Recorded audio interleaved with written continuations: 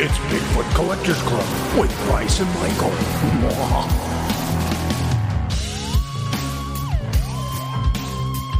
I know a ghost story or two. Yeah, Dave likes it. Let's do this.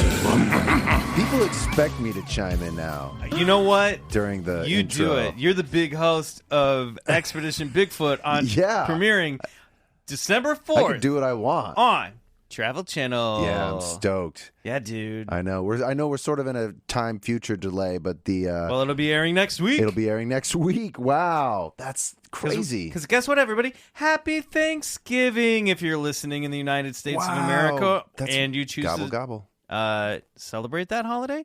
Welcome back to Bigfoot Collectors Club, the show where we talk to amazing guests about their personal paranormal history and share stories of high strangeness.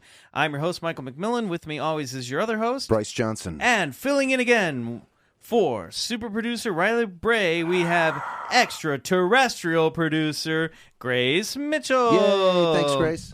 Hi. What was I going to say? Oh, that's right. When you're home for Thanksgiving, this holiday break, make sure when you're hanging around the table to ask your family for their personal paranormal stories. Oh, yeah. You know Grandma's got them. You know when Granddad died, he sent a message to Grandma either in the form of a origami animal or putting a ring in a place where she hasn't seen it in a long time, like her toe, or, he showed up in a dream. And it'll beat the shit out of talking about weather ad infinitum. Yeah, and Mom's got a story that she didn't want to tell you guys when you were little kids because it would scare Mom's you. Been possessed once or twice. Someone was murdered in the house you grew up in. Yeah. I mean, you know that it probably they were, but you don't know unless you ask your family. And then when you get those stories, make sure that you write to us at BigfootCollectorsClub@gmail.com and tell us all about them. I think that's great advice because you know what? I think you really will be surprised that your family members have stuff they haven't told you about, their sort of odd supernatural paranormal experiences. Yeah, get ready, buckle up. Okay, guys digging that sticker? Yeah, huh? let's bring in our guest. I said guests. Oh yeah, because we're pulling double duty today. That's right. She is an actor, performer, and TV host. He is an actor, comedian, and television writer. Together, they co-host a podcast about relationships called "I Burn Everything," available right here on Campfire Media. Mm-hmm. Boys and girls, give a warm Club Scout welcome to Stevie Nelson and Dave Horwitz. Yeah! Yeah! Yay! What's up? You got some stickers. I put a sticker on. All right. Is that chill? That's chill as a That's so chill AF. Right? Yeah. It's a chill vibe, guys? Chill vibes, guys. What's up? I did just take something off a bookshelf and slide it to you. I didn't ask and probably should have. Is there any other memorabilia, like expensive stuff we could just keep sliding? I could put it in this pocket. We do have those lovely coasters. I'll take those too. We got some coasters. Sounds just like pocket those on the way out. Dave's got some sticky fingers. Welcome to the show, guys. Thanks for having us. Yeah, thank you so much. I think this is the first time we as co-hosts have talked to two other co-hosts. Yep. Oh, crazy. Is this like, it's going to be like a co-host off? Yeah, co-host off. Yeah, sure. Who's the Bryce and who's the Michael of your show? It's hard to know who the Bryce is because we have no idea. Who does less work? Oh, no. That's not I'm fair. the Michael. Who writes the copy for the who like when the episode is posted, who's writing the stuff on the Google Sheets? I mean, a lot of times it's you, but I will say I did. He does pull his weight. I did recently buy a microphone. Oh, that's far more than I've ever done. And, I think that sort of has maybe launched the beginning of a new era for us because this is we took what, a year and a quarter off. Yeah. And now we're back in a new era. It's 2019. Sharing responsibilities. We can share responsibilities. We can make edits together if something weird happens. We can pull episodes off say we have to pull an episode off after 2 hours of it being up. Is it a nostalgic vibe or is it a whole new vibe? Whole new vibe. Whole new great. vibe. Yeah. Whole Are new you guys thing. still burning shit? I say we're burning less shit. We're burning a lot less, honestly. And we are a lot less food, a lot less relationships. We're letting other people tell us what they burn because we have overshared so much in the past 4 years. We have boundaries now. We used to really not. And I let people know so much about me. I'm the sharer. Bryce is the secret keeper. I think I've shared. I was just listening back when I was like, man, I shared a lot about my wife and virginity and all that stuff. So I share. Did you talk about virginity on this podcast? Yes, we did. Because you definitely talked about masturbation on Lizard People. Yeah. And if you haven't listened to that, please go over there and do. That was a fun conversation. Yeah. It was... Bryce treated his penis very strangely. When I first started masturbating, I didn't know how to do it. So I would grab it like this and give it one of those over the top. No. Like polishing it? Yeah, like polishing it, yeah. With a flat hand. But it works. And now you can see yourself in it, so that's good, right? Right. But I've learned a lot of other techniques after that, so I'm much better now. Good. I recently listened to the episode that you guys did about the app. And why am I forgetting? The pattern app. Okay, so friend of the show, Marcy Jarro, told me about it. Yes. I haven't done it yet. Can you explain to our listeners who may not know what the pattern app is and why we should get on it? It's wild. So it basically asks, it's kind of like an astrology app without calling itself an astrology app. It asks for like your birthday, the time you were born, the place you were born, all these details that would basically like tell you about yourself. And it is hauntingly accurate. This is numerology. You're describing numerology. But it is like done, it kind of dumbs it down for like the average person who maybe doesn't believe in it. So it'll tell you about your relationships, your past, your your relationship patterns, what your work and career. It's amazing. Have you kept up with it? Yeah. Both of you. Experts on it. I've kept up with it a little less. I turned off notifications because sometimes, it's 9 a.m. and it's going to tell you what kind of day you're going to have, and you don't want to hear from the pattern. Oh, so it's not just like a one-time, this is the life you're sort of born to lead, but it gives you like, today is going to be this. The coolest thing about it is that you can, if two people sign up for it, it can tell you exactly how you interact and how compatible you are. And so that's the episode we read kind of in real time, how compatible we are. And it was right about a lot of stuff. Oh, wow. But I think it really is so smart to not couch itself in astrology, because people who maybe have a chip on their shoulder about it, because it does pull up your birth chart. Right. It must, because it has some because you're giving your birth date, time and place, right? Yeah. I like that everyone knows what time they were born too. My mom knows. What time? I think it's 9:33 a.m. Although it was I can't remember if that's Colorado time or Midwest. I have to double check. I can't remember if it was 9:33 growing up in Kansas. We got to find out. Or it was 10:33. Whatever. I'll find out because I want to do this. Yeah, and find out your guys' compatibility. We already know. We've been doing this for 2 years. You know what's up. We know what's up, but it would be fun. It's fun to have someone else tell you what's up, though. Something about like not having to do any work, and you're just like, they're right about me. I'm gonna check it out. I had this book by this. I guess he was a self-help author, but his name is Dan Millman. He wrote Way of the Peaceful Warrior. Another one of the books he wrote was The Life You Were Born to Lead, and it was hands down a numerology book.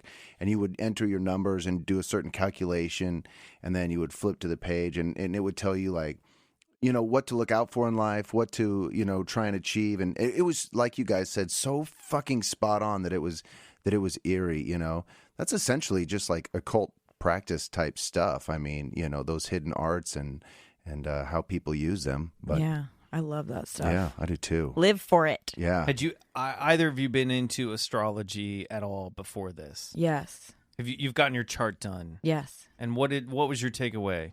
My later years, I'm gonna get really rich. Oh, yeah. That's my only takeaway. That's great. Don't you feel like better to be rich when later, you're old than early, and then like lose it and then be like an old poor person? Yeah, that sucks. Yeah. That's not good. Yeah, I'm excited to be rich. I'm excited. I'm excited for you. I think I'll be good at it. I think I'll be like really good at it. Did it say roughly when you could expect it? Or? Midlife. That's awesome. What if you live to be 2,000 years old? Yeah. It's going to be a while then, yeah. Hard to quantify midlife because you don't know when you're going to die. I'm going to say midlife is going to be around 40 for me. Okay. So I have like 20 more years. You'll know when you get rich, right? And then you just double it, and then you've figured out your death date. Yeah. Not that you How wanna exciting. know, but yeah. Would you guys want to know if death when date? we die? Yeah, I don't think so. Probably not. I would love to know. Yeah, really? Do you want to yeah. know how you're going to die? No, that part I want to be a mystery. You're like, right. it turns out my head's eaten by 2 bears. It's not the way I thought it was going to go. Yeah. Dave, what about you? Any chart done in your past? Yeah, I had a very,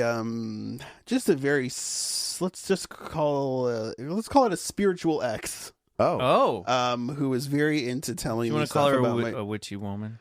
Yeah, I mean, there might be a script that I wrote where the character based on them is named Rhiannon, but okay. And she lived in a bottle, or maybe that not. you found on the beach during your career as an astronaut. But I don't remember a ton of the takeaways. It would always be kind of to explain a certain point we were at in the relationship, Right. and I didn't always want to hear it. I think the pattern.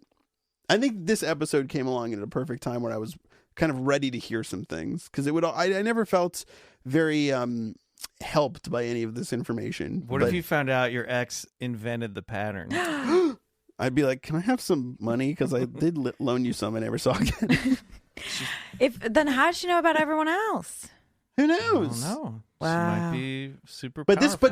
but actually, this is kind of a witchy ex who would tell people would kind of gravitate toward them, and at parties, this would be a person who would be in a corner, and there would be a person that neither of us had ever seen before, who just for like an hour would be either like crying or just because my ex was just like, this is what I see for you. And it was very, Let me give you some unsolicited advice from the future. But it touched a nerve.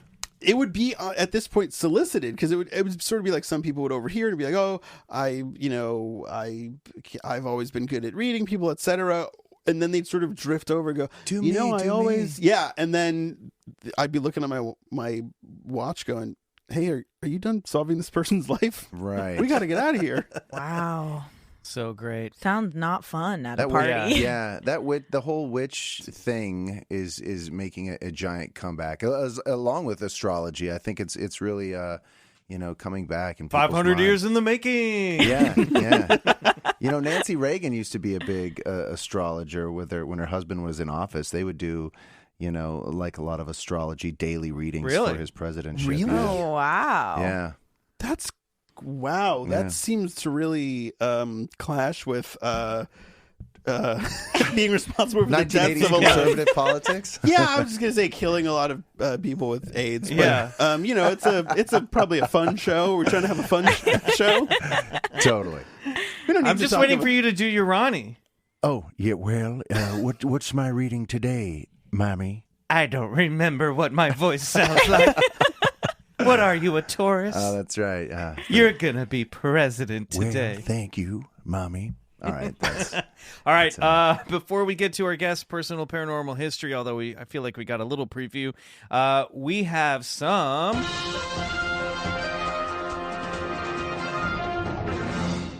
Dun dun dun dun. BCC news. What? She didn't.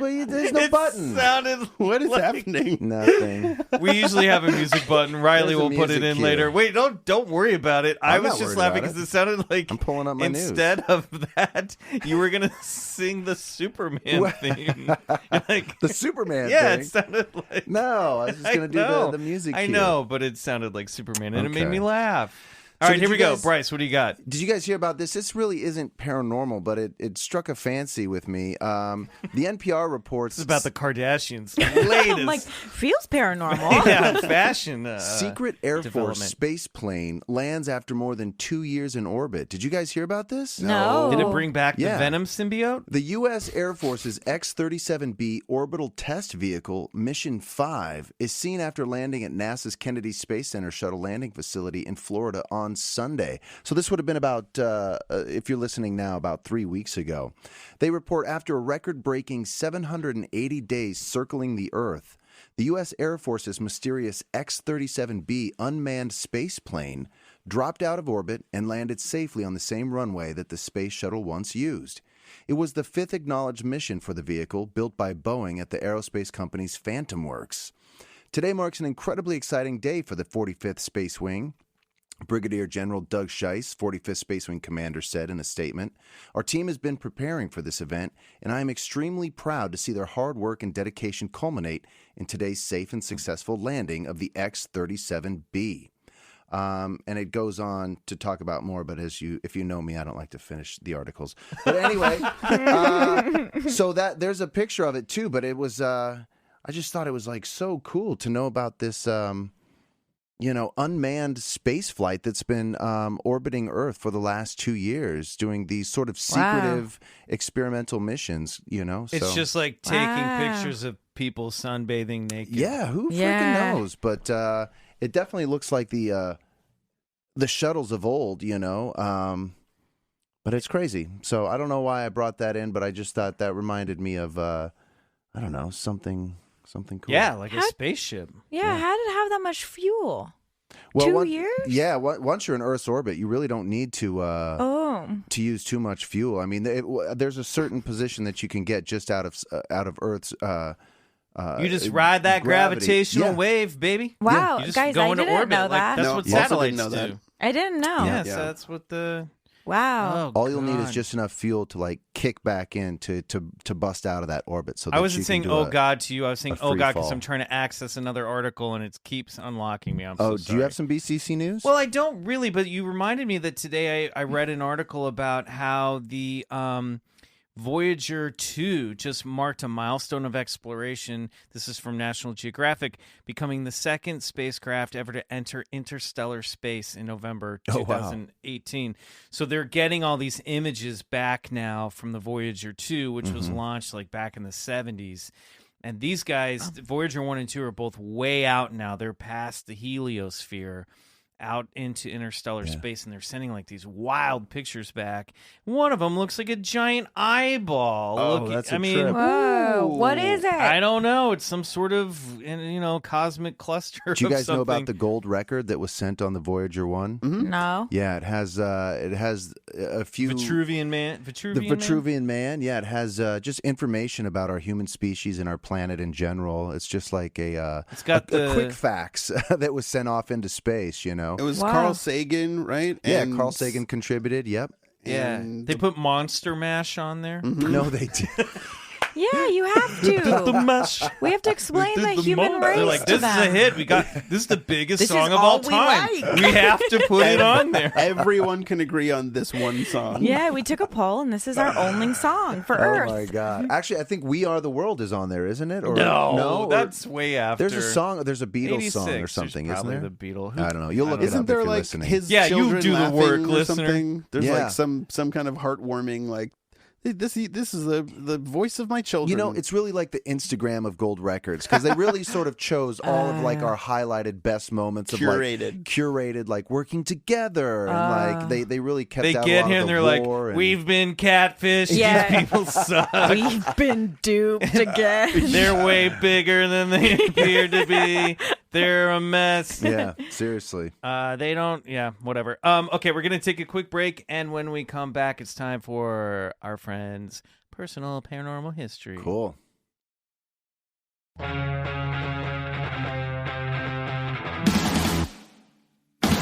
We're back. Bigfoot Collectors Club with I Burn Everything. It's nice to be back. It could be a threat. The name of your podcast. I burn everything. It is. Just wait. Yeah. So, Stevie, Dave, Yeah. do you guys? What is your personal paranormal history? What do you got?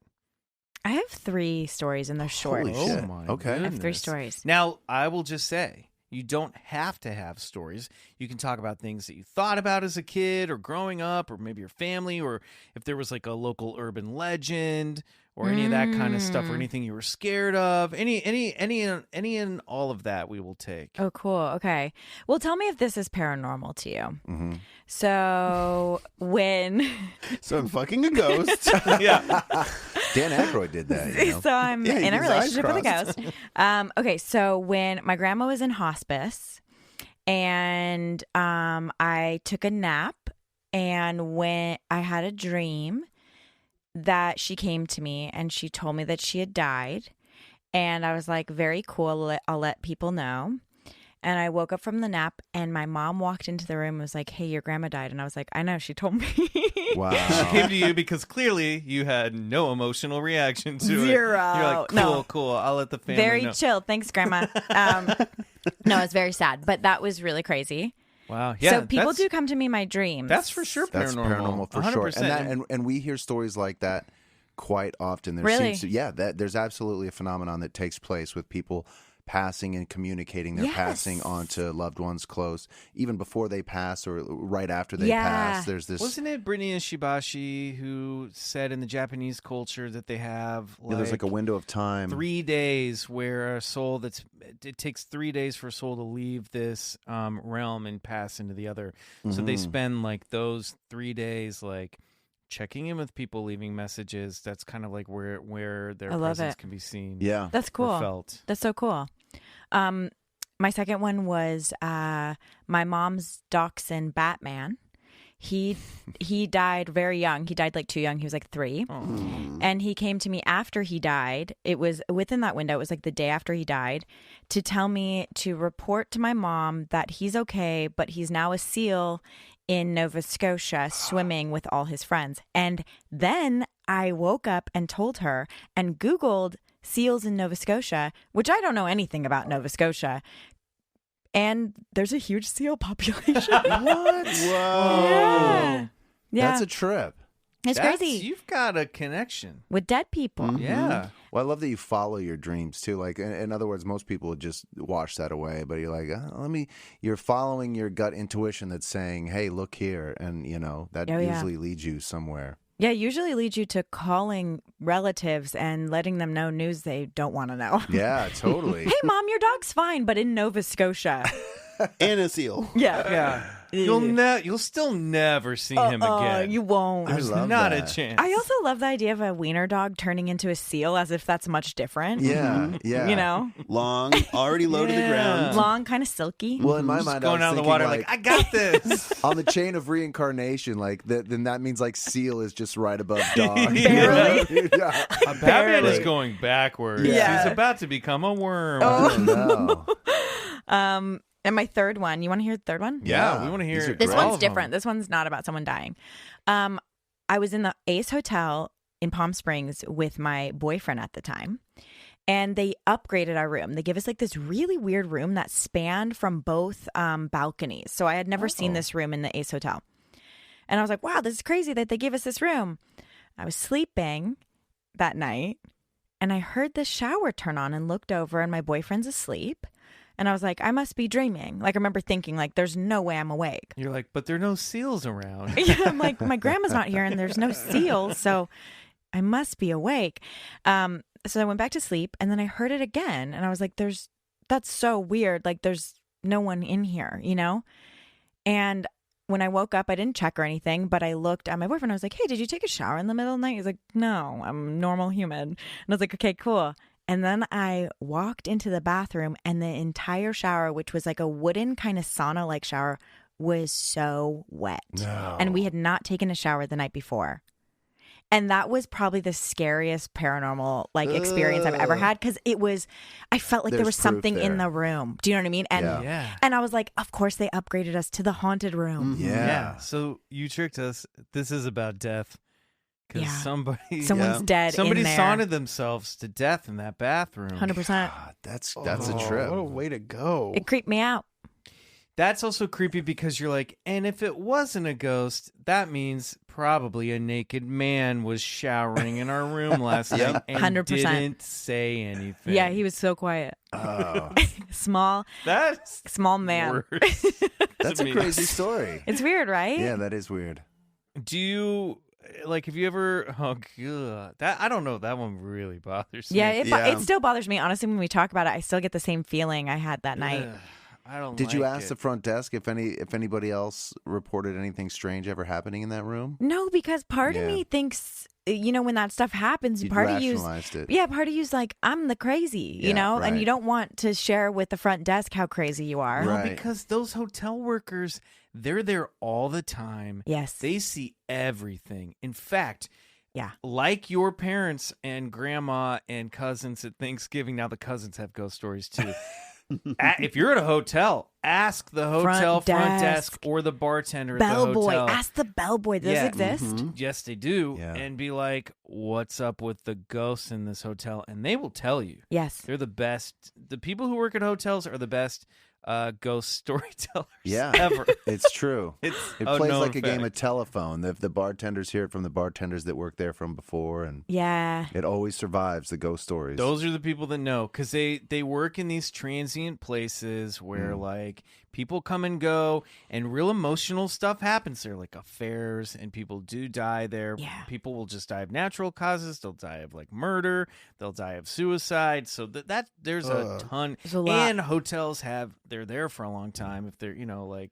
How are you rationalizing it today in your mind? Would you subscribe to the idea that something paranormal could have taken place and turned on that shower a couple times throughout the night in that room, or do you maybe fall to the side of, God, I don't know what it was. Maybe it was just a malfunction.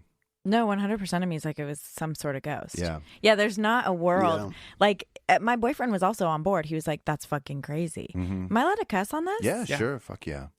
Fuck yeah. So he was like, he agreed. He was like, that's crazy. Yeah. And in my head, I was like, because I also felt like I was hearing the knobs turn and stuff, Yeah, there's something with water too. We've heard it on here before. It's a water thing. People's faucets going on and off in the middle of the night. Water seems to be a conduit for the spirit realm and for paranormal activity in general. Why water? I read that because I looked it up when it happened, and I was like, water's popular. I would imagine it's an elemental. Well, right? that's what it might not just be water, but Fire? The pure elements seem to all be conduits. Yeah. For example, our furry friend Bigfoot lives in the woods, and although they say there's a lot of Bigfoot activity around streams and lakes and stuff like that, same with UFO activity, which we will talk about later in this episode. Can't wait. But I just feel like maybe there is an elemental thing to it, but water's so fluid. And we are the blue planet. I mean, we are made up of, comprised of mostly water. This planet is made of mostly water. And our bodies as well. So, I don't know. There must be something about the if we're getting into the like woo-woo, there must be something about the vibrational frequency of water that allows some sort of link to the other side, but I feel like fire must too, because but it's fire's such a you don't hear it though that often. You don't hear too many people talking about fire once. No. Well, go ahead, Dave. I was just gonna say, was the whole? Jump in. I mean, and obviously, you wouldn't be telling the story if it was like a trickle, but was the whole floor of the shower was it, as in, it couldn't have accumulated from a small drip? It was that thing. It was not on. A small drip. It was like so the whole bottom, and you wouldn't probably notice if we had been in a different room, because the flooring of the other rooms showers are like just normal shower flooring, but this was wooden, like slats, and the whole thing except for like the corners were wet. It was like a big amount of water. Yeah, and you said you didn't hear it as a trick. You said you heard it as like the shower got turned on or something. Yeah, I heard it. I heard it on twice, 2 different times, and then was convinced I was like dreaming, and then woke up and it was wet. It's those normal sounds too, where you're like, oh, my boyfriend is showering. Like, you're not necessarily scared right away. You're like, I know what that is. That's the shower. Yeah, not until the other person confirms they didn't use the shower. I just thought, like, how sometimes like people in hotels get weird and like, I don't know, if someone has a stomach ache or something, they'll be like, I'll turn on the shower or whatever it is. I thought like something like that was happening. Because, he was with his girlfriend, so maybe didn't want to be embarrassed. Take a shit and wanted to turn on the shower to make less noise. Right, I could see that. He said no. Yeah. Unless he, honestly, could he just be a liar? Yeah. He's fucking with you. Dave, no. You think I'm onto something? I mean, I would never would have thought of that, but that's... Is my ex-boyfriend a liar? Yeah, wait, which one? Is it a good one? But he was in bed. Didn't you say he was in the bed? He was in the bed. I looked over and he was in the bed. But you were sleeping for... Wait, what about this for a twist? Yeah. What if he was taking a shit and something else was in the bed with you? Oh, no. I should have taken advantage of that. Oh, Dave, you're being very quiet. Are you scared? Where are you at on all He's this? spooked. perfectly terrified. I feel like all my experiences are a lot sort of vaguer. Like they're a little too hazy to be either like salacious or maybe good radio. But I will say, well, I do good suffer because we're a podcast. I do. Well, good. It's gonna be a shitty podcast. I have sleep paralysis. Mm-hmm. So there we go. That is true. You know this, no? No. Oh, boy, is it not very fun. Welcome to the club. You You too? have oh it yeah, too? oh yeah. It you know, it's always it's funny. I don't have it as much anymore, but I will. Like I'm seeing someone new who will be like, "You were shaking in your sleep." I'm like, "Yeah, that tracks," because it's me trying to wake myself up. Wow. Because there's a person standing over me, obviously at the foot of my bed, who wants to kill me. What do they look like? Oh man, just a vague outline of a person that's really big, all black, big, Shadow hulking person. shoulders. Classic Shadow Man. Classic Shadow Classic person. Shadow Man. Just making a couple of cameos in my life here. For and those there. who don't know, explain what sleep paralysis is. It's I mean, the way I've always experienced it is it's normal. Usually it'll happen. I'll be able to get through the night after this, but it's right when I have no problem falling asleep, but then this is when it happens. So I'll fall asleep within a couple minutes of hitting the pillow, and then it is like a dream-like atmosphere that really resembles your actual room. For me, it always just looks exactly like it's I'm awake. when your body is asleep but your mind is awake. Mm-hmm. Yeah. And yeah, so it'll be like, no matter, even if I'm laying on my side or on my face, it is always that I'm laying on my back, completely unable to move, trapped, arms locked at your side, and there's a thing standing over your bed that is like either advancing on you or just there, and then your natural instinct is to just, well, I got to get up. I obviously have to get up, and then all you're doing is trying so hard to get up in this dream, because you think you're not actually asleep. And I think that what it actually looks like is just me like on my side asleep going like, just like kind of wiggling or shaking around. And then I wake up finally. Like it takes it takes all of my physical strength. Yeah. To just when I get it, I live alone. I'll have my dogs, there, but like sometimes I will even feel like there's someone I know in another room that I'm trying to call to be like, and in my mind I'm like going, help, but I think like if you were to see me, I'd be going, yeah. Wait, that's so that's terrifying. But inside I'm like, oh God, help me! Mm-hmm. Yeah, wake me up. Is this This is common? This is normal. Fairly common. Pretty common. I think it's common for people who are stressed out, have anxiety. Highly anxious? Are you both highly anxious? Oh yeah, I have bad anxiety. But I'll tell you this: like I used to have, listeners know this.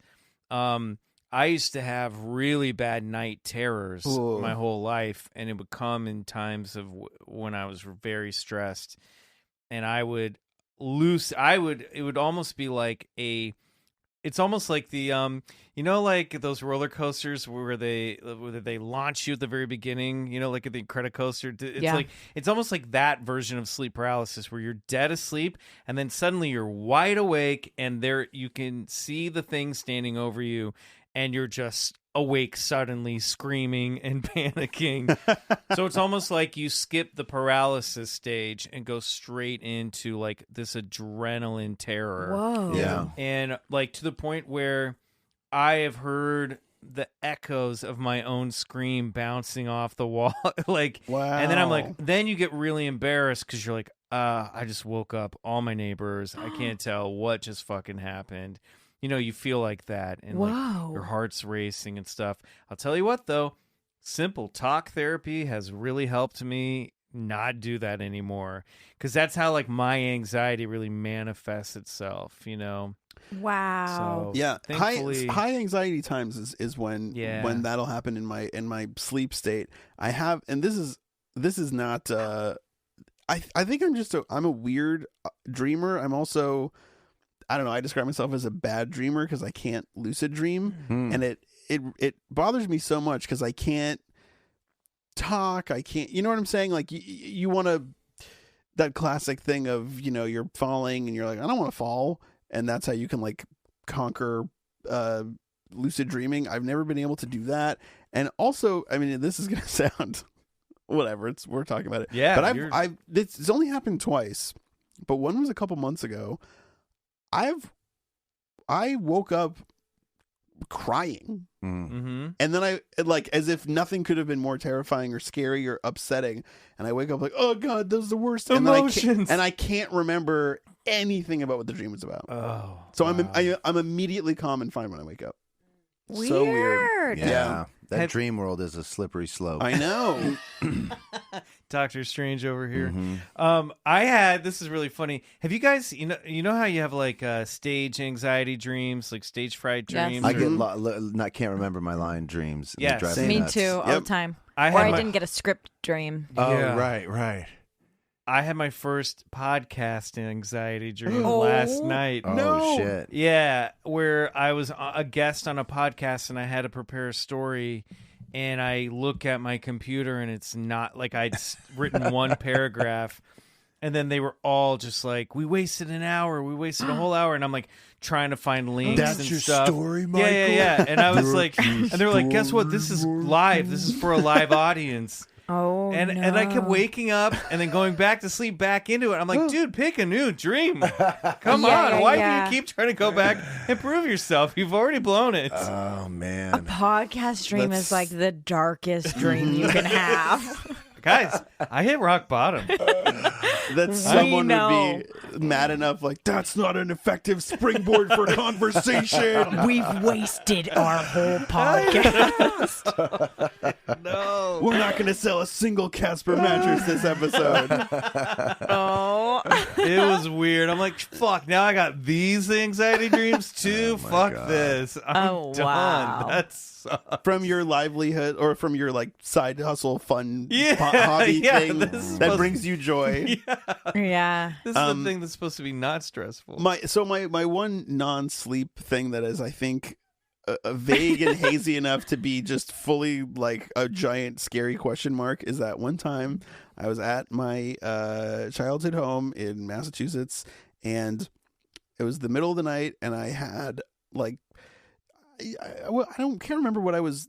Maybe I just wasn't feeling well, or I was dehydrated or something. But I remember that I went to the bathroom to get some water, and I looked in the mirror, and I was definitely. Sometimes you wake up and you're a little dizzy when you stand up. Is that ever? Sure. Yeah. Yeah. Every day. Stand up too fast. I have low blood pressure, though. So that was happening, and I looked in the mirror, getting like a little mini Dixie cup of water, and I saw. Still a little, let's just call it a flash of something behind me. Oh, yeah. House orb. And then I blacked out and hit my head on the sink. What? Yeah. Oh, dude. Whoa. You might have been. And then, whatever was behind me. Like, oh, shit, dude. We did not need to hear that. Dude, you don't even know what you experienced, but shit got real for you. Did the spirit of whatever I saw go into me while I was blacked out on the floor? That could have been a few things. I mean, I don't know. Tell us. First of all, what did the thing what did the flash? Can you be specific? What'd you say, Bryce? Possession. Yeah. What did the thing in the mirror possessed? look like? Can you describe it? So it was behind me, and it was just a blue blur, possibly some sort of an outline of something, but it really didn't look like the sleep paralysis monster man looks like a figure. Yeah. This was just like a blur. Was it a mist? Can I call it a mist? I mean, it certainly wasn't a shape. It was a blur. Yeah. A shade of light. Was it like a shooting star, or like, was it something that like shot across? Like, I want to really picture this. It just appeared. Like it just appeared. And then it was gone. A blue light. And then gone. And it was a light. That's weird. Yeah. Wow. Blue. I didn't expect that. And it was behind you. It didn't overlap your reflection. No, it was behind me to my left. You knocked yourself out on the sink? I think I like fainted and hit my head on the way down. Which side of your head? Left side. Weird. It was on the left too. Was there any missing time, or did you? How later did you wake up, or was it? Were you in a tree?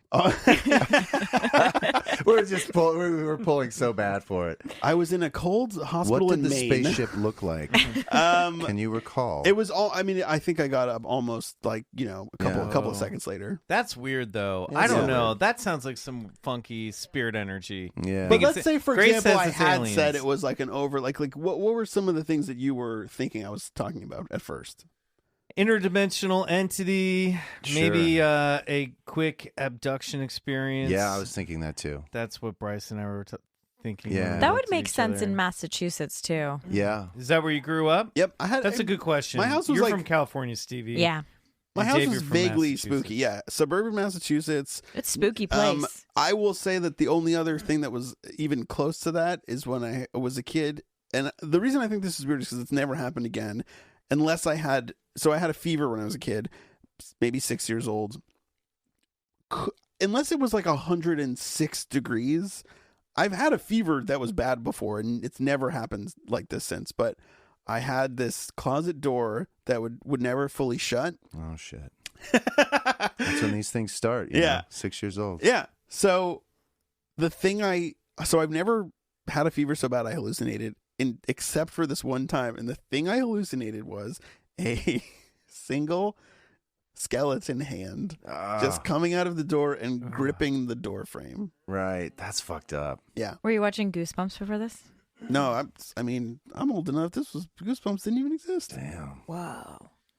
That's crazy. I don't know. I would. Are you? You're in your 30s. Dave, will you be home this Thanksgiving? Are you visiting? Does your family still live in that house? They still live in the house, and I will be there in that room, sleeping in that room. You know what? Start asking questions. You want to know who died. Here. What's going on in this house? Tell me about my fever and the skeleton. Go get the public records for what happened at the house. Why not? That's a fun way to escape your family. And it looks like you're doing research. Where are you going? And you're having your local own library. You get to experience your own personal it. I'm reenacting all the research segments of It Chapter 2. To do research on your haunted house, Mom. All right, guys. There's a game we love to play with our guests. It's rapid fire. I'm going to go down a list of things, creatures, entities. I don't know. You know what I mean. Scary stuff, fun, paranormal topics. And if you believe it, you're going to say believe it. If you don't believe it, you're going to say bullshit. You're going to do this both at the same time. Okay. This is a game we like to call bullshit. All right, Stevie. Yeah. Dave. On your mark. Get set. Ghosts. Believe it. Believe it. UFOs. Believe it. Bigfoot. Bullshit. Little gray aliens. Believe it. Out-of-body experiences. Believe it. Demonic possession. Believe it. The Bermuda Triangle. Believe it. Alien abductions. Believe it. Believe it. Loch Ness Monster. Bullshit. Believe it. Time travel. Believe Bullshit. it. Mothman. Bullshit. Bullshit. Reincarnation. Believe it. ESP. Believe it. Haunted houses. Believe it. The Illuminati. Believe it. There's a face on Mars. Bullshit. Skunk ape. What? Skunk ape. He's the Bigfoot of Florida. Bullshit. I mean, Florida, believe it. Heaven. Believe it. Hell. Believe it. Believe it. Sea serpents. Believe it. Wait. Heaven? I don't believe in heaven. Okay. I But I believe in hell. You do believe in hell. Sea serpents. That's like the opposite of all Jewish people. Sea serpents. Believe it. So sea serpents are real. Poltergeists. Believe it. Believe it. Chupacabra. Believe it. Believe it. Atlantis. Believe Bullshit. it. Life on other planets. Believe Believe it. it. Parallel dimensions. Believe it. The apocalypse. Believe it. Life after death. Believe Believe it. it. Wow. Well done. That was amazing. very fascinating to watch the two of you do that. Yeah. Disagreed on demonic possession. What did I say? You said believe it. He said bullshit. I believe it. Come on, demons. Says the guy who just saw a demon in his mirror and If passed I got out. possessed by that, it's a pretty mild possession. Both enthusiastically believe in reincarnation. Strongly. I mean, Doc's into a sea lion. I got proof through my paranormal activity. I probably maybe would have said bullshit if I hadn't heard that. What about human reincarnation? What support do you have for that? I'm like very woo woo, and I read things like Many Lives, Many Masters, and I believe in reincarnation. Yeah, I mean the work, the literature is out there. All one needs to do is to read it. I mean, Dr. Ian Stevenson pretty much laid the groundwork for anything close to what you would call 100% proof that there seems to be something of it, whether it's, these people experiencing these past life recalls, which would suggest reincarnation. I mean, it's pretty incredible when you look at it. Dr. Ian Stevenson sounds like someone who would talk to you a lot about Jethro Tull. Dave, don't believe in heaven. Do believe in hell? That's crazy. I could amend that to say I just hope hell exists for certain people, but I'm just very skeptical about heaven. Okay. I like that. That's great. And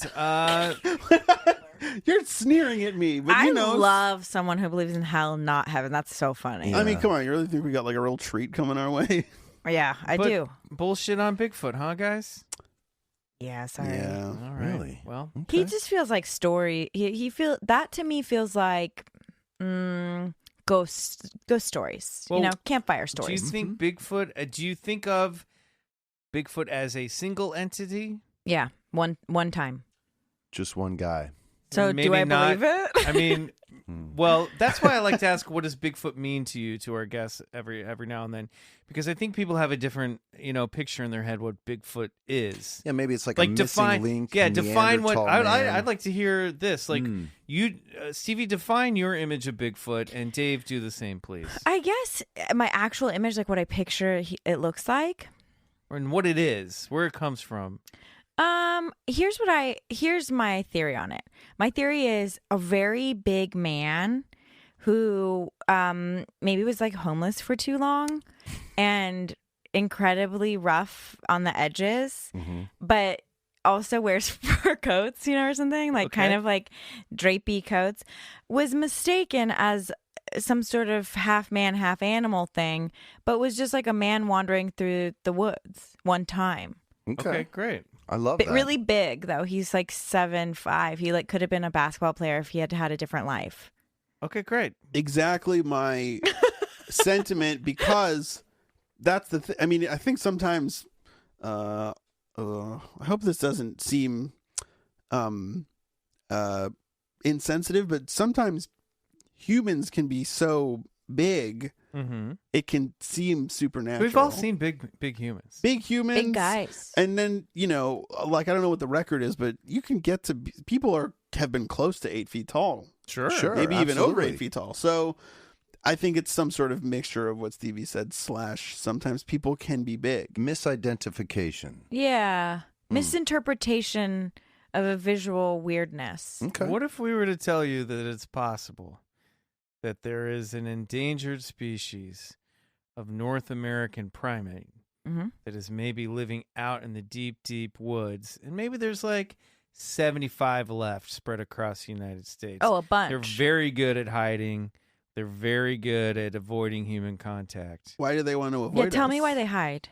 Well, why don't they want to meet us? What's so great about people? I mean, they know that they live in the woods. Food? They see people. Wouldn't it be good food? Food. Not if they're, We could get them shoes. They're not social animals. Are they animals? Well, are they?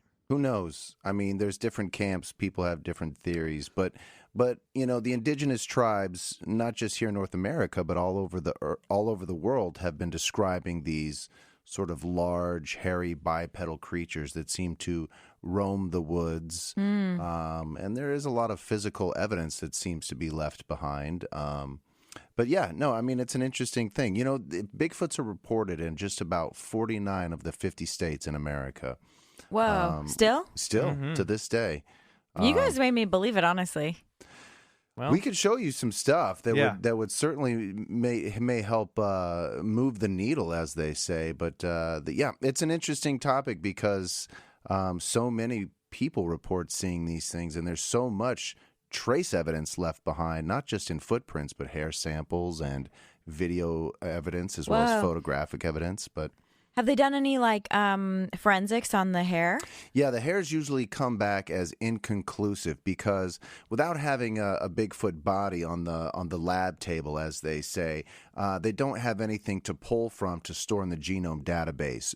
But so it's not human then. Hairs have come back that describe and a lot something. do come back. They're like, this is dog, this is bear, this is Bob. Okay. Yeah, but occasionally the promising ones are the ones that come back as inconclusive, like part human, but mostly primate. Oh wow! So it's very interesting. That's cool. What I will say is, if Bigfoot is real, I hope Bigfoot's happy. Like they don't want to be found. Yeah. And I hope that they don't. Here's what I think. I hope they don't need us for anything because we want. We clearly do not. Because we've been trying. People have been trying so hard to find Bigfoot. They have, and it's. No. Yeah, no. I'm agreeing. I just think. I just think if there was any way, because we probably wouldn't. No one wants to kill Bigfoot. You would be surprised. I feel like that's exactly what people want, right? I feel like they'd want to do a King Kong. Trap New York. Trap him, bring him to a big city. Mm-hmm. Put him on display. Put him on Broadway. Bigfoot on Broadway. Bigfoot on Broadway. That's a good idea. Well, I like that sentiment. And with that, we're going to take a break. And when we come back, it's time for this week's story. High Strangeness. And it's only one paragraph.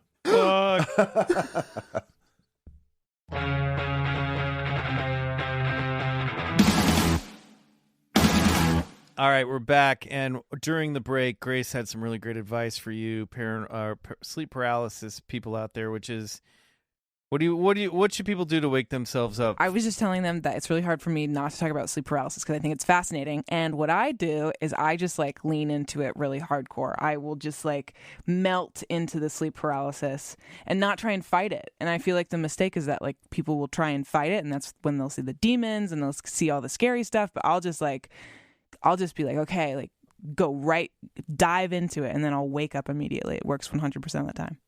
Great. I'm going to do that from now on. Let's try that, Dave. Report back to us, will you? Mm-hmm. Write us an email at BigfootCollectorsClub@gmail.com and let us know how it went. And when we go to sleep tonight in our bunk beds, don't fight it. All right, guys.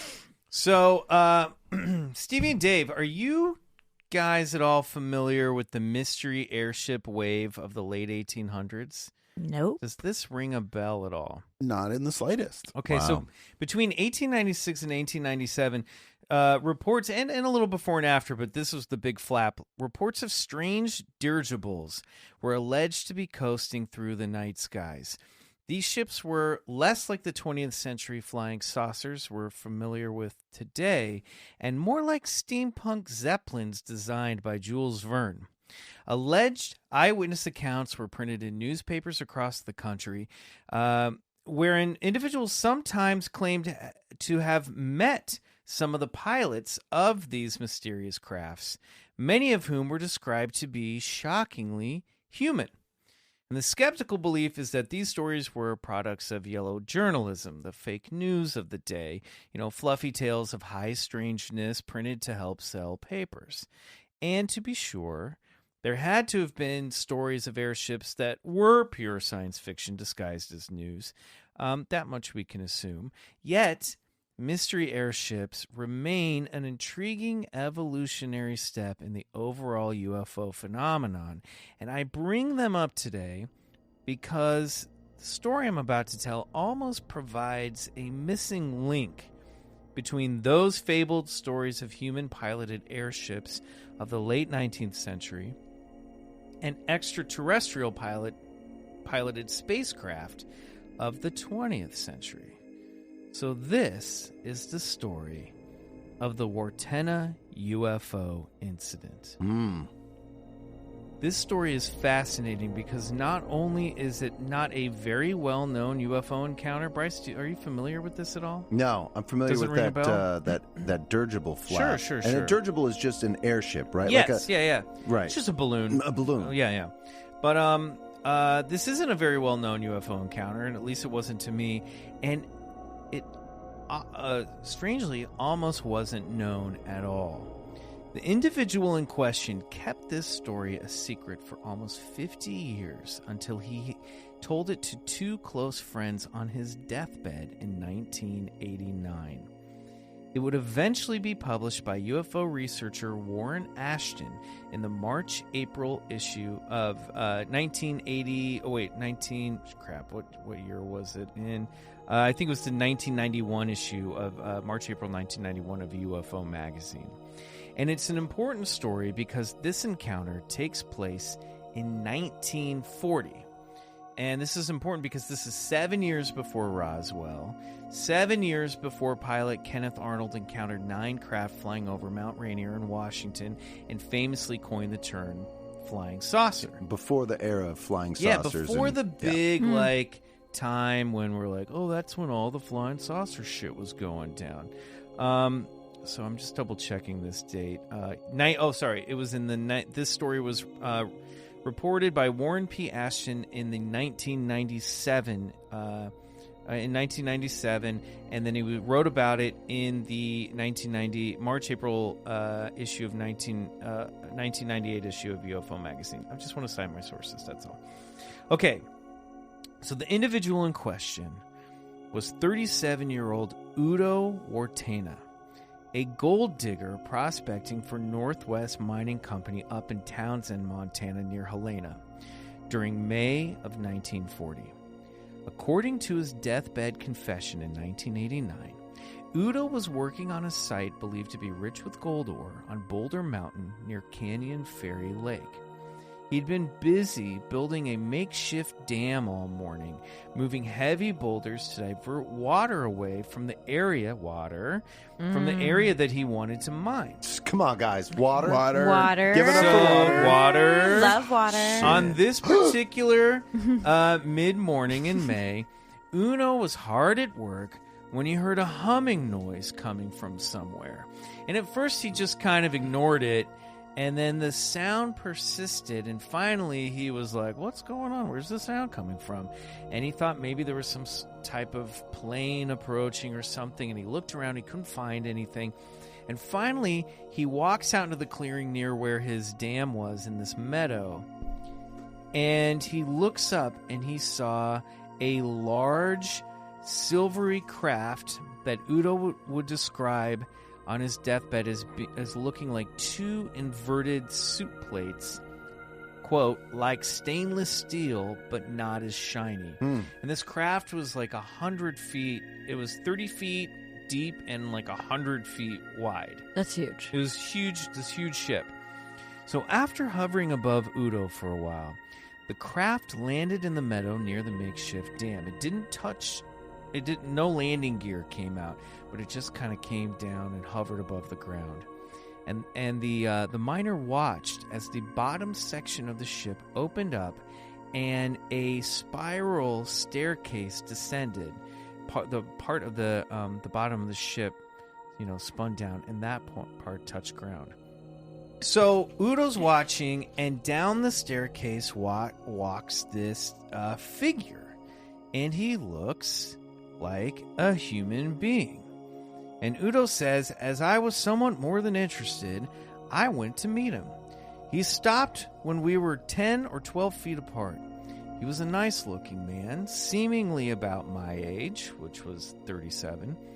He wore a light gray pair of overalls, a tam o' shanter, which is, circular cap like the Scots wear, of the same material on his head, and on his feet were slippers or moccasins. So this strange man shakes Udo's hand and explains that they didn't know that there was anyone around this area. It wasn't their custom to make themselves known.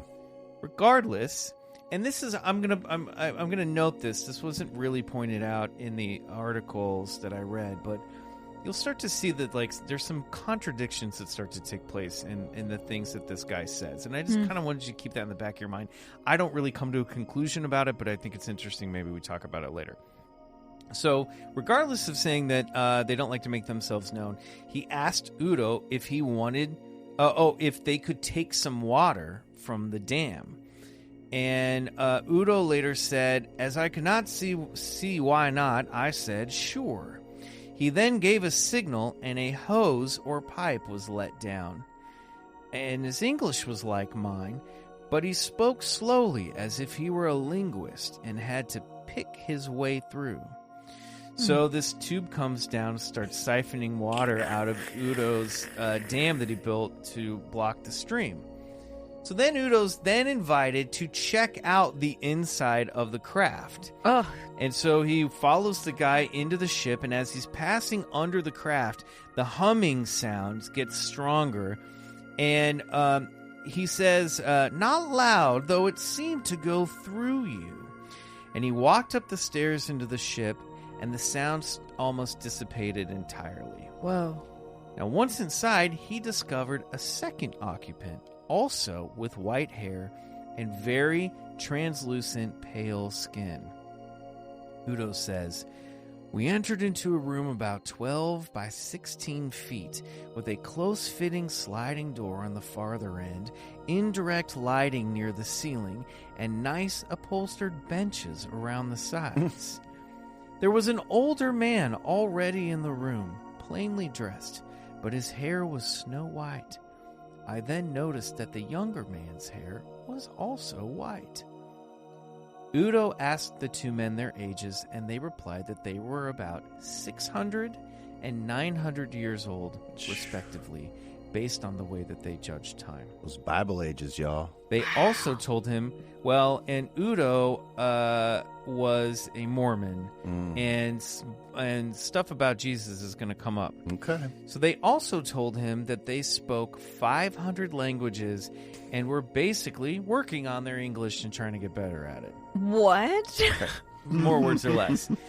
So Udo could hear the ship sucking up water, and he asked why they were taking up water from the stream and not the lake, and the old pilots told him it was good and free of algae and convenient.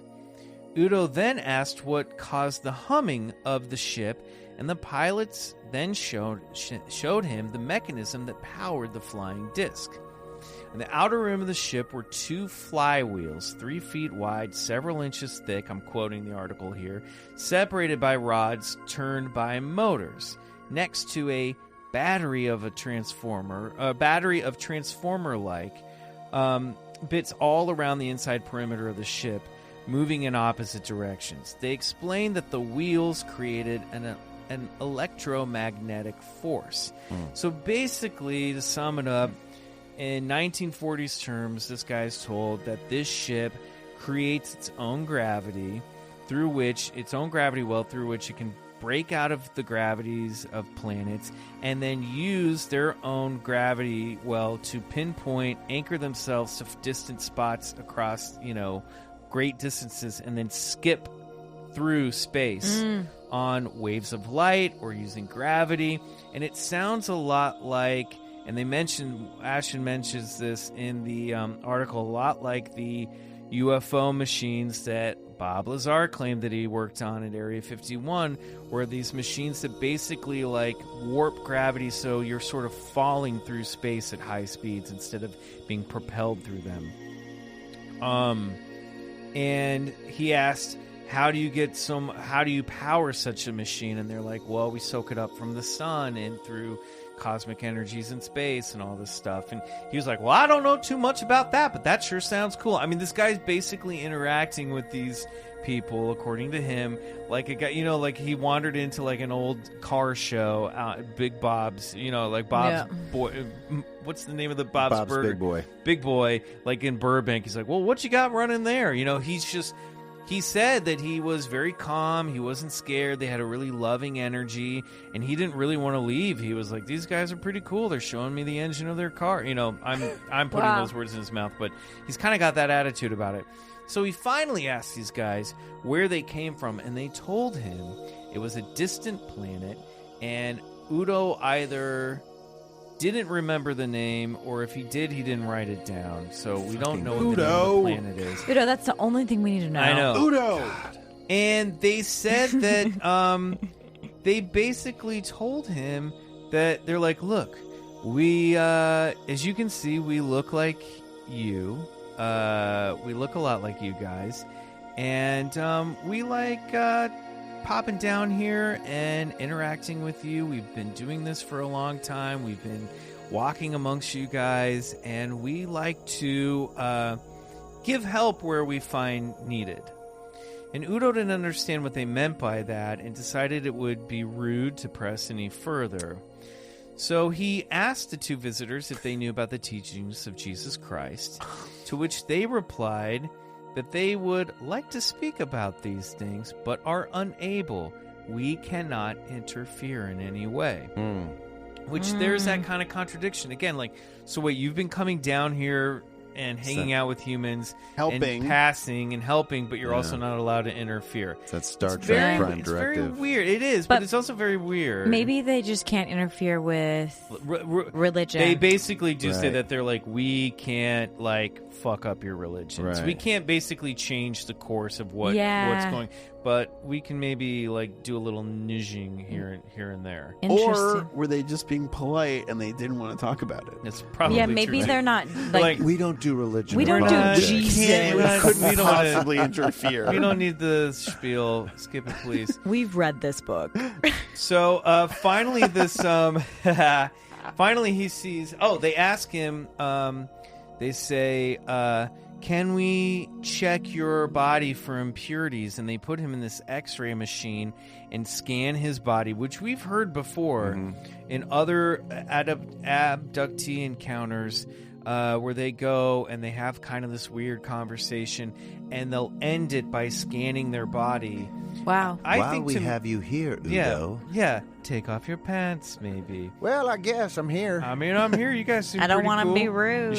I'm very polite. I like your bench. Can I sit on that? I'll do it if I can sit on the bench. Who upholstered this? Please, help yourself. They scan him and, apparently didn't find anything wrong, or if they did, maybe they cured it. We don't know. Wow. But he saw a light go on that indicated that the water refueling had finished.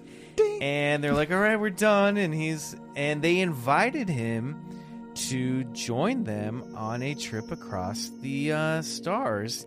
And Udo said, while that sounds very intriguing, I feel that would inconvenience too many people that I know, so I have to go. So he was just so polite.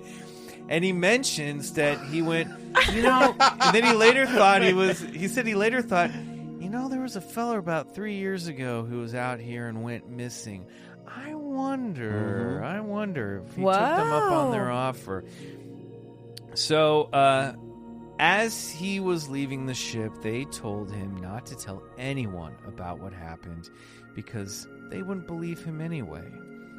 And when he got back to the meadow and looked back at the ship, he saw multiple portholes opening and closing as the ship took back off. And Udo just stood there and waved goodbye to his new friends. The craft lifted up into the air, circled around the treetops, and then he said, vanished, almost momentarily into the sky.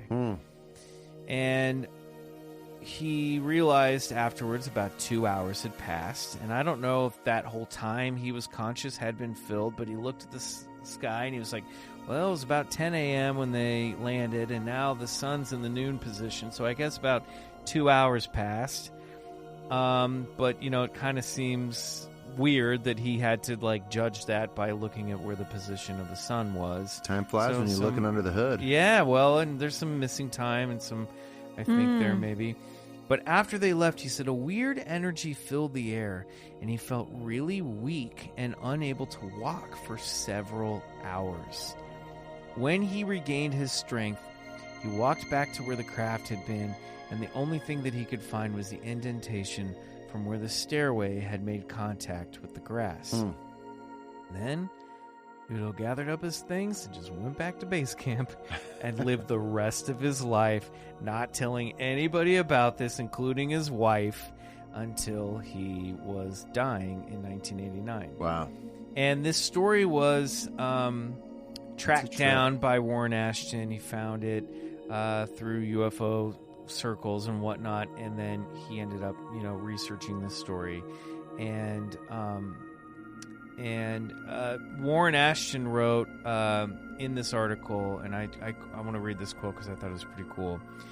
Warren Ashton says, "The detailed and straightforward report of Udo Wartena is the most revealing, informative, and totally credible of any claimed alien encounter that I have studied in some 20 years of research. There's not the slightest hint of any deception, evasion, or fraud in his story, and the witness enjoyed the highest imaginable endorsement for his integrity and honesty, often given unsolicited by those who knew him best over his lifetime. If, as the evidence overwhelmingly suggests, this experience actually occurred, then at least part of the question about UFO origins is decisively answered. I am not claiming that this case reveals the full picture of alien activity on Earth. The spectrum of alien contact is much broader and more complex than any single case can reveal. I also do not claim that all genuine extraterrestrials have the same appearance that the aliens did in this case. However, such aliens are more frequently reported, they're talking about the human-looking ones, than even many researchers are aware of, but seem to lack the news or book-selling value of the omnipresent Greys. My only research suggests that perhaps 20 or more different alien groups may be involved in visiting our planet and operating here at the present time. So obviously, a number of motives and agendas are probable. There is now also no question in my mind that some of these races live and operate among us here on Earth undetected." Cool. And that's the story of Udo Wartena and the Boulder Mountain UFO. Wow. That's wild. Wow, that's so Udo. cool.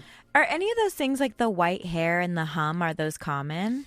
I was just Humming thinking, sounds are there's a whole race of quote unquote race of aliens called that they will call the Nordic types or the Pleiadians, which is actually how I found this story, because this month we've kind of done some new agey kind of stuff, and you know, the Nordic Pleiadian aliens are sort of the hippie new wavy aliens.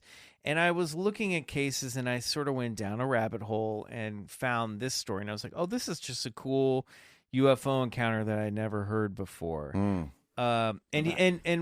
Warren Ashton says this kind of falls into that, almost that Pleiadian kind of category of encounter. Yeah, wow. but speaking of parallels, there's a UFO incident called the Falcon Lake incident that took place in Canada, and it's one of their most famously documented UFO cases. A guy named Stefan Malkadek, he was prospecting near a mine just like this guy when he saw these like silvery globes in the sky and this loud hum which came down, a craft landed, and he heard the doors open up, and what did he hear? Like all these different voices, this one voice, but doing different languages, and he spoke to them. He spoke 3 languages himself, and he tried to say hello in like German, and then English, and then French, and but then when he looked inside, when he peeked his head inside, there was nobody inside the craft. Weird. Whoa. It's such a strange it's just weird thing, stuff. isn't it? And that's almost weirder Yeah. than like there being nobody there. This That's whole scary. thing is weird, and listen, it's like, are we talking that like, you know, that Earth is like a Disneyland and all these different alien races come visit it? I don't think so. I think this phenomenon, as we've been starting to call it, sort of filters itself through individuals' consciousness. So, you know, the object of the interaction sort of parlays it through his own consciousness and his own mind filter. So that's what Uday experienced, you know.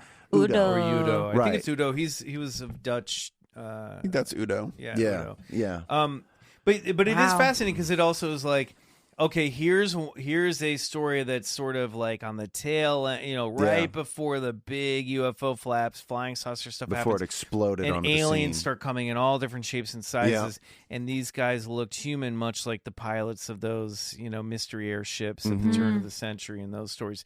So I just thought it was a fascinating thing because 1 year, 2 years, and this is in the middle of World War II, and 2 years later, it's absolutely fascinating. Less than 2 years later, we have the Battle of L.A., where a giant craft was seen flying over L.A., and so it's just on the precipice of things really taking off. And that's so. I don't know. It's I a love strange, it. Great story, crazy story. So what do you guys cool. think? What the hell is that? I believe Udo. Down with Udo. Yeah. I think I like Udo. Yeah. I mean, I wish that he had gone with them. A, B. I wish. But we never hear the story if he had went with you them. Want to come back? Yeah, but just for his sake, he said. Too many. Also, it's a little egotistical. Too many people would be Yeah. inconvenienced by my departure. Well, I just think it's like I have a job and I have a wife. I should probably not leave them. You almost have to analyze what we know is that all of his friends communicated that here's a guy, a pillar of honesty. He's never been known to like make things up. And then to be on your deathbed and be like, there's something I've been hiding. I haven't even told my wife. And I don't know if it was like literally like rings so I'm true for dying, me. but I think it was in the waning days of his life. I'm saying these deathbed confessions, they hold weight with me. You know what I mean? It's these people who want to get something off their chest before they go into that other realm or to the great unknown. You know, they're like, I want to communicate this. And there's no real stake. It's like if you're gonna be dying in a few days, it's like, why would you share this unless you wanted to leave someone with like, fuck you. Well, absolutely. Here's the story. Now we're getting into the purpose of motive. Yeah. People are motivated in every action that they do. You know, there's nothing to gain here. There's nothing to. No, and it also doesn't seem to me like somebody, and you can read, I'll post the link, and you can read more of the stuff that he wrote, because he wrote down all this stuff. And he seems pretty of sound mind and body when he's telling the story. It doesn't seem like he's losing it. Yeah. This story also seems to me to smack of the typical John Keel hyperdimensional, interdimensional kind of ultra-terrestrial thing, where maybe that these people were not from a different planet, but from a different planet, maybe another dimension. Yeah. And they're crossing over. Interesting. Because here's the thing, that like even like the flywheel engine and like the rotating gears, it's like, come on, if you're traversing hyperspace in the universe, you're not going to be using cogs and wheels. You know what I mean? He thought that maybe later in his life, he thought that maybe the water was used for like hydrogen fuel or something, but maybe it's to help cross over. I love the idea dimension. of the straw too, and then like the little water full sign. I imagine like a translucent gas tank. You know, like funny. Oh, water's full. A light goes. Well, I mean, if it works, if a system works, don't break it. I also think like the winding staircase is really funny too. Yeah. I'm like, out of all the ways to get out of there, I know. You're winding down. It's like very romantic. And the bench too, that's upholstered. Like, nice. We just had this redone. You should have seen what this looked like last week. It is weird. It's a weird blend of like future and retro technology in a lot of these stories. Yeah. And it's almost as if they are taking. It's almost as if Udo's imagination has helped building this craft. It's like absolutely, we're gonna bring a bit of our stuff and maybe a little bit of what to help actualize this physical form in front of you. That's exactly right. He was experiencing. There's a psychic phenomenon that happens. A mystical or a psychic sort of phenomenon that took place in his mind or in and around him that had physical effects on him. Because just like that guy in Falcon Lake, I mean, he touched an exhaust grid on the UFO, and his chest was blasted with the same pattern of this exhaust grid. And he was hospitalized for weeks after. Whoa. I mean, so it had physical effects on him. Yeah, what's the energy depletion though about? Like, is that normal? Oh yeah, he couldn't walk. They do. There are accounts after people are close contact. They will feel sick. They'll feel weak. They'll feel dizzy. A lot of times, some people think it's like a radiation thing where they they've been exposed to a high dose of radiation. So that stuff does happen. If he had gone to a doctor, they might have been like, "You were exposed to some weird fucking stuff." Oh wow! For sure. But he just went. What about also? He mentions one guy had translucent skin almost, and the other guy didn't. He just said his skin was so pale it was almost translucent. The older one. So interesting. I'm not sure if that was. Yeah. I think. I mean. The level of detail lends itself to I feel like top to bottom description, not just outside. And interior. I didn't even go into half of it because I was like, oh boy, this is kind of boring. It's boring detail, honestly. I mean, I haven't read a lot of these like first person accounts, but I have to think that if he's that creative, like either it happened to him or he's a science fiction writer. Yeah, right. I mean, you're a writer. This stuff is hard to like make up on the whim. You know what I mean? These like minute details. Truth is stranger than fiction. Describing stuff that doesn't exist is hard. Yeah, and he didn't profit off this story in his lifetime. Like, no, what is it? You know, or really at all, honestly. Yeah. Like, and some of the details are so story. plain, like even the bench and like the staircase and stuff like that, like so plain. You would, if you were making it up, you would go crazy. Yeah, it's weird. I wonder if there's like something to this, like this prospecting thing, because you've heard it more than a few times. If there's some mineral in the earth that like sort of coalesces or attracts something with their. I mean, Bryce, I don't know. I'm just weird fucking stuff grabbing happens at out in the straws. woods. Yeah, it's true. All right, guys. Well, it's time to wrap up another session in the clubhouse. I want to thank our guest, Stevie Nelson, and our other guest, Dave Horwitz, of I Burn Everything. Guys, where can people find you? Where can people find the podcast? Is there anything either of you are working on individually that you would like to plug? You can find our podcast wherever you listen to podcasts, on iTunes. It's I Burn Everything, a food and relationship podcast. And you can find me at I Am Stevie Nelson on literally everything. Awesome. Yeah, look for me on wherever you look for any, Twitter, Instagram, not Facebook. It's Horwitz with one O.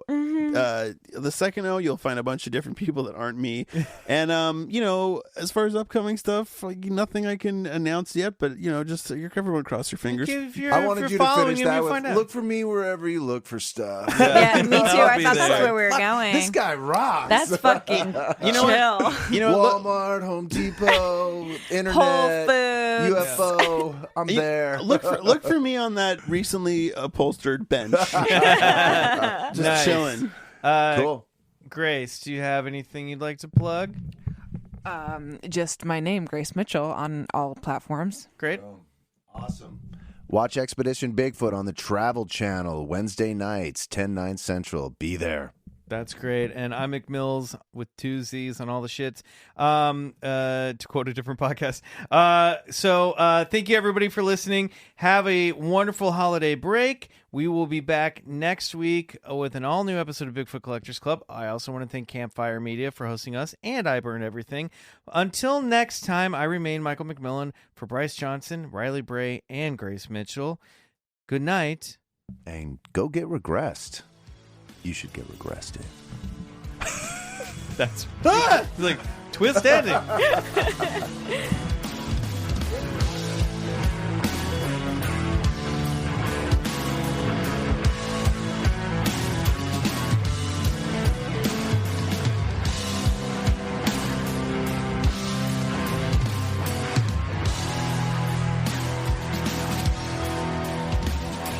Bigfoot Collectors Club is produced by Riley Bray.